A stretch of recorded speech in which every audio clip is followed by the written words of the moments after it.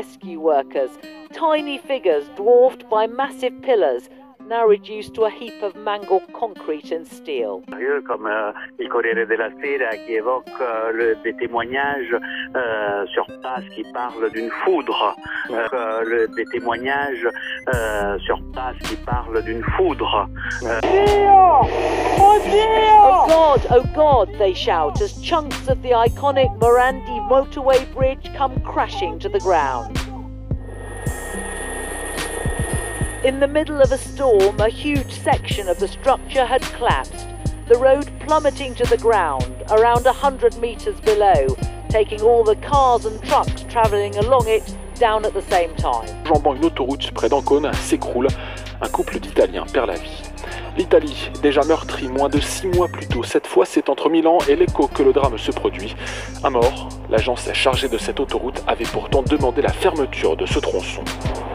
Fermeture de ce tronçon. Fermeture de ce tronçon.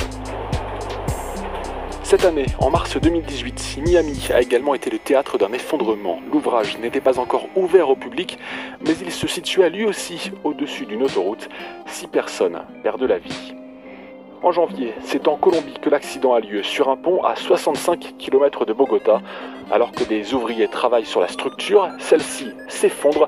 10 hommes meurent et le bilan aurait pu être bien plus lourd. Des dizaines d'autres travailleurs étaient en pause à cet instant.